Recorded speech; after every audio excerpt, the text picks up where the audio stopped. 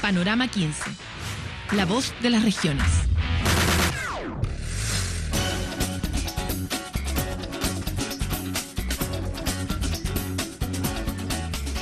Se están comiendo las uñas los regionalistas porque estamos a puertas del anuncio de la constitución de la Comisión Asesora Presidencial en materia de descentralización que prometió la presidenta en su campaña.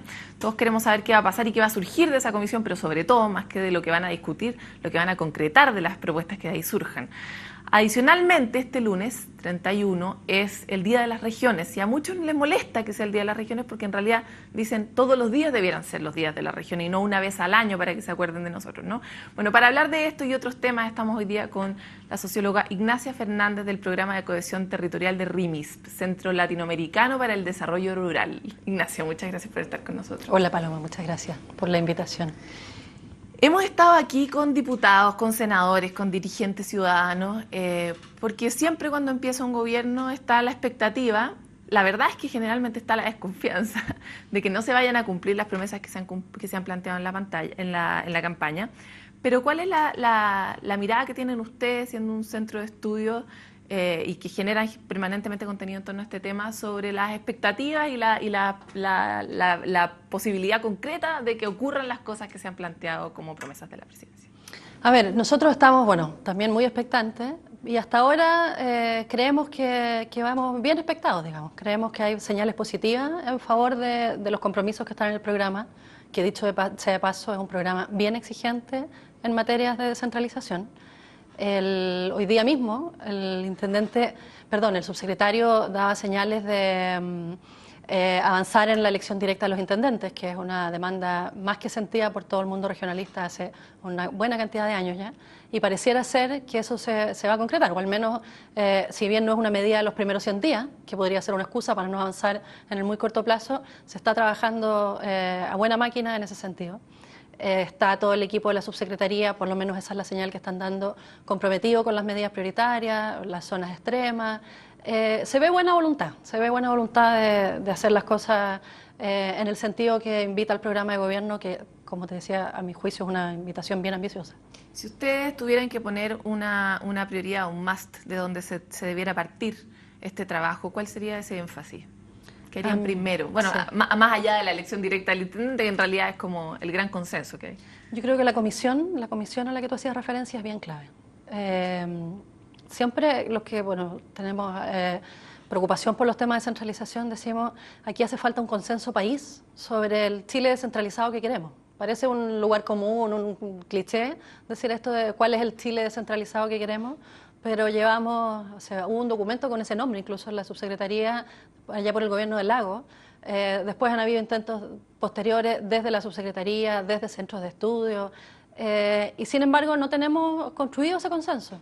Y nosotros siempre decimos que el consenso ese es muy fundamental porque si no, todo lo que haces son medidas que en el fondo es muy difícil ponderar respecto de un lugar de llegada. En el fondo, claro, vas a avanzar gradual, progresivamente, no vas a poder resolver todo en 4 años, ¿cierto? Pero si sabes en función de qué estás construyendo, cuál es el país descentralizado o regionalizado que quieres construir, en el fondo el horizonte es mucho más evidente. Hoy día tenemos discusiones todavía de si el escenario es más bien de desarrollo regional o desarrollo local, cuánto pesan los municipios, cuáles son las atribuciones de los gobiernos regionales. Incluso entre quienes somos unos convencidos de la importancia de este tema, no hay pleno acuerdo sobre esos temas que son bien básicos finalmente. Ahora, la necesidad de generar un acuerdo no hay movilizar la causa, porque también tenemos la experiencia del gobierno previo de Michelle Bachelet, que estuvo muy lleno de comisiones y no necesariamente muchas de ellas terminaron en algo muy concreto, ¿verdad? Entonces, como el reinado de la comisión es algo que a muchos les da miedo. Ese acuerdo va a ser difícil de construir, somos todas personas muy distintas, pero hay unos ciertos puntos básicos que debieran ser como algo que se aplique desde ya. ¿Cuáles serían los puntos que ustedes impulsarían? Eso es cierto, es importante y en ese sentido a mí me parece que en el programa de gobierno la comisión está bien puesta porque en términos del objetivo que se define, que dice contribuir a generar un cronograma, un itinerario para avanzar en el proceso de traspaso de competencias. O sea, este mandato más de estratégico, de largo plazo, es una demanda que se hace como desde el mundo descentralizador, pero la comisión tiene un mandato bien operacional, digamos, que es en fondo poder poner por delante una agenda de transferencia de atribuciones y de poder de decisión a los gobiernos regionales. Yo diría que ese es un tema clave, el traspaso de competencia, el que, bueno, ya mencionábamos de la elección directa del intendente. Y el tercer tema que a nosotros como RIMIS nos parece sin duda fundamental es del conjunto de acciones que van destinadas a poder disminuir las inequidades territoriales, la desigualdad territorial que existe en el país. Y ahí hay un instrumento que está en el programa y que también se le está dando prioridad desde la subsecretaría, que es la creación del Fondo de Convergencia, que es un fondo destinado directamente a disminuir o a cerrar brechas territoriales en temas que son derechos fundamentales de los ciudadanos. Ahí ha habido hartos movimientos en el norte, sobre todo la Asociación de Municipalidades del Norte ya hizo un gesto, por lo menos el año pasado, estuvieron aquí en Panorama 15 hablando de la necesidad de dejar en el norte la plata que en el norte se produce. Y ellos planteaban entre toda esta discusión que ellos necesitaban tener un fondo de solidaridad con otras municipalidades que fueran más pobres, pero al final no se resuelve mucho porque hay mucha sensación, incluso en los territorios que generan riqueza, de injusticia, de cómo se genera ese nivel de riqueza y finalmente la calidad de vida, la infraestructura, etcétera, no se están viendo percibidas los beneficios por parte de los ciudadanos. ¿Cómo ustedes pretenden o cuál es la propuesta para la distribución de este fondo y para que no surjan estas voces, digamos, de las regiones que son ricas, se supone? Sí, mira, ahí, bueno, nosotros como RIMIS estuvimos durante todo el año pasado trabajando en un proyecto de nueva agenda regional y ahí, bueno, uno de los temas específicos que veíamos es todo el tema de descentralización fiscal. Y, en el fondo, ciertos de esta situación, digamos, de que hay comunas o regiones que producen mucho y que si entregan todo a los más pobres, en el fondo se pierde toda la riqueza que ahí se genera. Lo que propone ese documento, que es un documento que, dicho sea de paso, fue realizado por, en ese entonces, investigadores que hoy día son autoridades de gobierno, digamos, en el Ministerio de Hacienda, así que les vamos a cobrar la palabra. Sí, por supuesto. Durante 4 años, así es. Es, por un lado, fondo de convergencia para cerrar brechas con los territorios más rezagados o que tienen más dificultades, pero por el otro, posibilidades de generar impuestos específicos a las externalidades negativas, digamos, de manera tal de que las regiones que producen más riqueza, pero que además sus habitantes se quedan con los mayores costos de esa producción de riqueza, en términos de impactos ambientales u otros, puedan tener recursos extras y adicionales específicos a esas regiones, digamos, que son vinculados a la riqueza que ahí se está produciendo. En un país como Chile, este tipo de cosas de vamos a crear impuestos específicos a las externalidades negativas o a la producción o que la plata quede en regiones, empieza a dar ciertas alergias, ¿no? en algunos sectores. Y eso está todo el rato debajo la sensación de que tal vez vamos a espantar todo este crecimiento y todo lo que hemos logrado como país en el desarrollo. ¿Cuál es su perspectiva desde RIMIS sobre todo este pánico que está muy por debajo, ¿no? Sí, no es fácil. Efectivamente hay mucha sensación y mucha discusión además no solo entre tomadores de decisiones políticas, sino que entre académicos, entre intelectuales, si la descentralización finalmente contribuye al desarrollo o más bien un obstáculo, no un obstáculo directamente, pero si todo este esfuerzo que hemos hecho construir equilibrio no se puede perder un poco por efectos de dar más poder a las decisiones, a las regiones o más recursos a las regiones. Hay bastante evidencia de que eso no es así.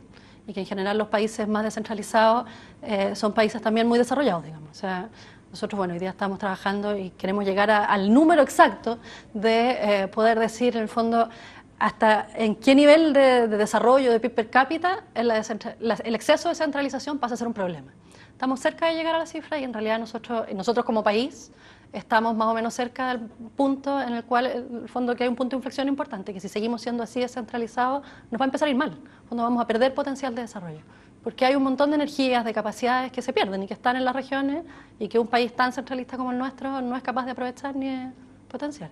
Hablemos un segundo de la inequidad. La inequidad ha sido un tema súper tratado por ustedes en sus distintos trabajos y en términos súper concretos, las declaraciones nacer en un lugar en Chile o en otro no da para nada lo mismo. ¿Puedes profundizar un poco? Así es. Nosotros vemos que, bueno, parte del trabajo que hace este proyecto de la nueva agenda regional, no solo en temas estrictamente de desarrollo regional o descentralización. Si tú miras cómo le va al país o los indicadores del país en temas de educación, de salud, de vivienda, de empleo, por el ámbito del desarrollo por el que pases, ves que hay regiones, comunas que están permanentemente rezagadas, permanentemente en peor situación y otras a las que les va bien en más o menos todo, digamos.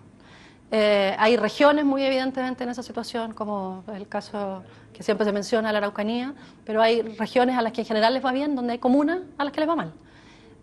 Tienen peores resultados en educación, en rendimiento, en educación, medidos por el CIMSS, por la prueba de selección universitaria, tienen menos empleo femenino, tienen más mortalidad infantil, tienen más desnutrición, y hay una especie de patrón común, digamos, son más o menos las mismas comunas, en general de localidades más aisladas, más rurales, con menos población, más alejadas de los centros urbanos, que tienen un patrón bien similar de comportamiento claramente menos desfavorecido.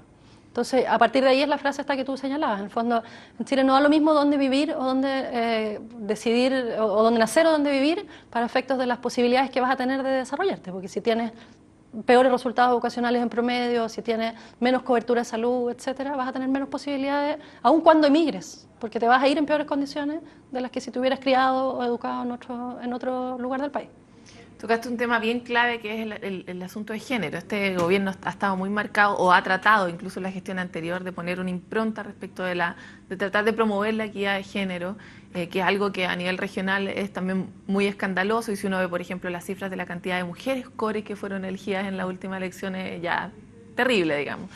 ¿Qué es lo que puede hacer cada región para promover en ese sentido una fuerza laboral tan importante como son las mujeres, que son creadoras de trabajo a través de las pymes, etcétera, en materia de promoción del liderazgo femenino, ¿no? O sea, ¿cuál es su perspectiva de ese punto? En general, yo diría que los problemas de falta de incorporación de la mujer al trabajo, de mala calidad del empleo en las mujeres, está muy vinculado a la informalidad, digamos. Entonces, en las regiones o en las comunas donde hay mucho más altas tasas de informalidad, que en general son también comunas más bien rurales, digamos, mucho empleo temporal o trabajo por tu cuenta propia, en general esos son trabajos muy femeninos. O sea, todo el trabajo de temporada, recolección de frutas, de todas las actividades agrícolas, es un trabajo muy asociado a las mujeres. Entonces, no sé, uno ve medidas como, por ejemplo, la medida del anterior gobierno del bono al trabajo de la mujer, que a mí me parece una muy buena medida, una medida a celebrar, pero necesita un contrato formal de trabajo.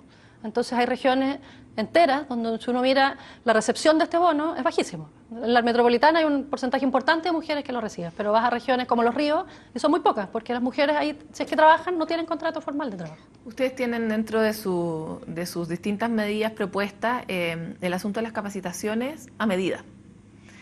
Hago de generar programas que promuevan la capacitación de las personas en las regiones, pero de acuerdo a las condiciones de cada región, ¿no? Porque todas las regiones son diferentes. En esas definiciones, ¿hay también capacitaciones que se promuevan en orientación de, por ejemplo, promover el trabajo femenino? Sin duda, pero yo creo que lo principal ahí es lo que tú señalas de a medida, en el fondo. Puede que haya regiones donde efectivamente uno vea que un problema fundamental es el empleo femenino, y probablemente las regiones con mucho trabajo agrícola, como decíamos, va a ser así. Entonces tenga todo el sentido del mundo promover capacitaciones en esa dirección, y no solo eso, que por ejemplo que el proceso al que hacíamos alusión al principio de traspaso de competencia se vincule también con esas áreas, o sea, que traspases al gobierno regional el poder de decisión sobre actividades, por ejemplo, de fomento productivo agrícola. En cambio, hay otras donde no va a tener mucho sentido eso, y más bien vas a necesitar hacerte cargo de áreas de, no sé, apoyo al fomento pesquero o de actividades que tienen que ver con la región.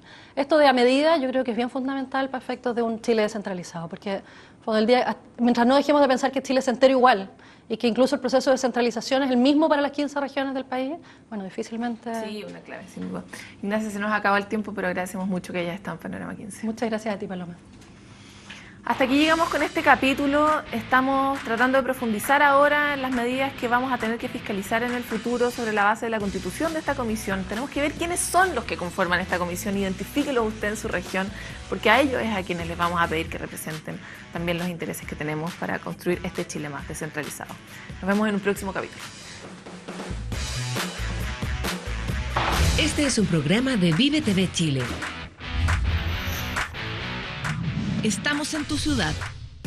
Miramos tu realidad. Panorama 15. La voz de las regiones.